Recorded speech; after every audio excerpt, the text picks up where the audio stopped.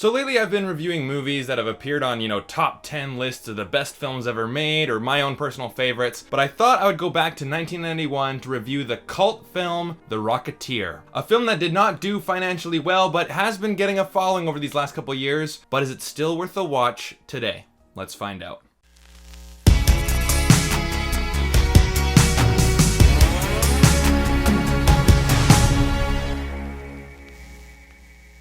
Hey guys, my name is Brandon, aka the BrandoCritic, and on this channel it's my job to point you in the direction of movies worth checking out. So if that interests you, definitely hit like and subscribe, and today I'm here to tell you if The Rocketeer is still worth a watch today.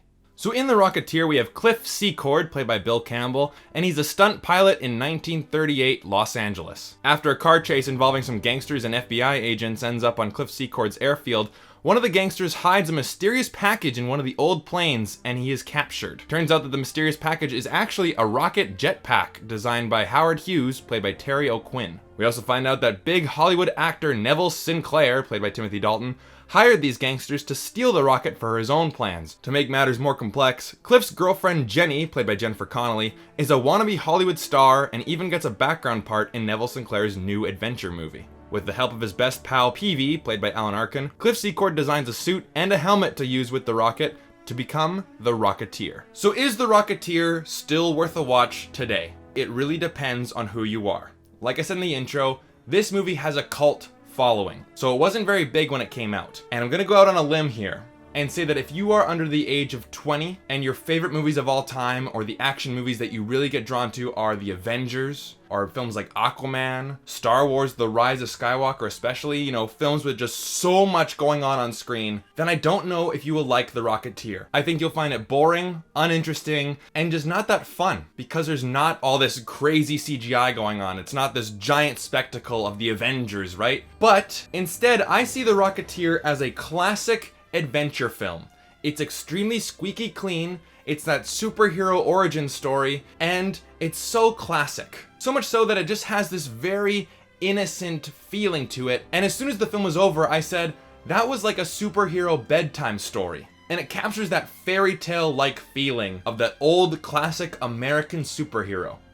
The Rocketeer, that's what it does perfectly. And let's look at our protagonist, Cliff Secord, played by Bill Campbell. He is probably the most generic hero a superhero movie like this, well again, it's not a superhero movie, but it is told like one, the most generic American hero you could possibly have.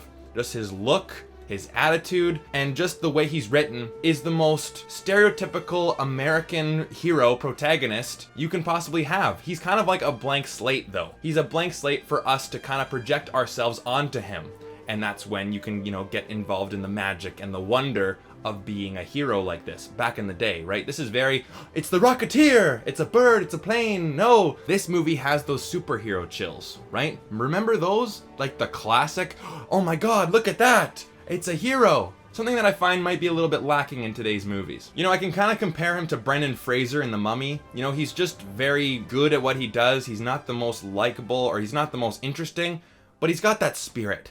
And that's what's endearing about him. And what's the superpower in this movie? There really isn't any. It's just a rocket pack, right? And we've seen, so many movies, they fly now, right? We've seen stormtroopers with jetpacks. We've seen characters with flying superhero suits. That looking at this now, like a kid looking at this now going, oh, it's just a rocket pack. That's just kind of silly. It's not very exciting. But in my mind, it brings it back to that age of wonder, right? This is a big homage to the 1940s serials, kind of like, Buck Rogers, the classic American hero, and he has a rocket pack. Just that little extra, wow, isn't that intriguing? Someone who can fly, it's just simple. It's simple. But one thing I do have to give the movie props for is the production design, right? And this film was directed by Joe Johnston, the same person who did the Captain America movie, Captain America: The First Avenger, and there are a lot of parallels with the production design in that movie and in this movie. But even still, it gives the Rocketeer its own unique voice. And I was even watching this with one of my buddies and he said right away, man, the production design in this movie is sick. Like, it's really, really classy. It's really elegant. It's like taken right out of a 1940s American propaganda poster.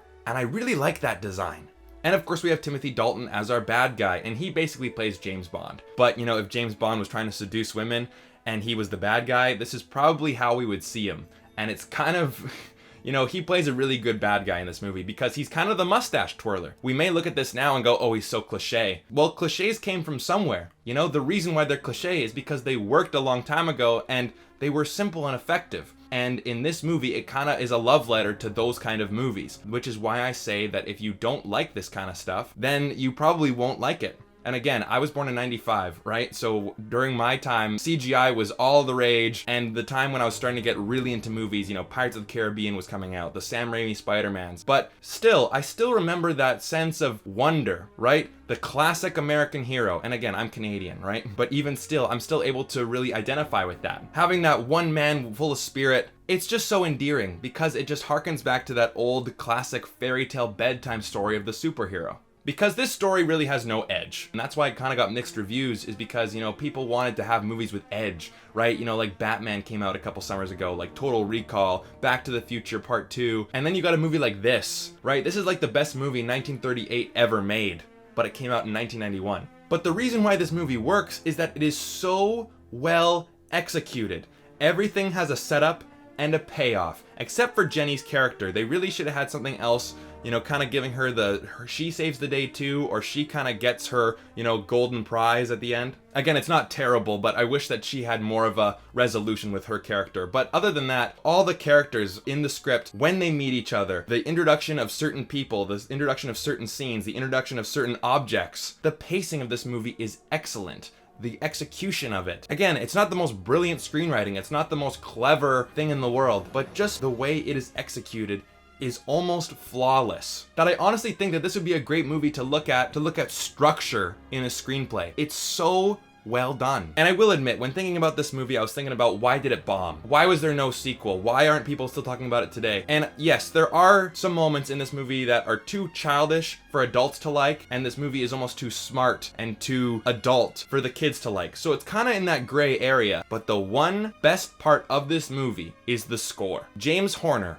made a pure magical score for this movie. Just the way that it opens, you have the Rocketeer, and then you see the doors opening, and you hear that swelling music. It is pure magic. It is pure movie magic. And I think that a great movie with an amazing score just really elevates the film, and it makes it special. And I think The Rocketeer is truly special. I'm gonna give it a 4 out of 5. Again, this film is not very dark. This film doesn't really have any edge to it. You've seen this type of story before. It's just so nice that, especially in this day and age, you can go back and just see a classically told superhero origin story in a classic 1940s adventure film. With well-written characters, exciting moments, an amazing score, The Rocketeer reminds me of what movie magic is. It's really that good. So anyways, guys, have you guys seen The Rocketeer? If you have, let me know what you guys thought down in the comment section down below. And what is your favorite cult classic? Is it this? Is it maybe Army of Darkness? Whatever the case may be, let me know down in the comment section down below. And if you're new here and you want to see more videos just like this, definitely hit like and subscribe. And thank you so much for watching. Take care.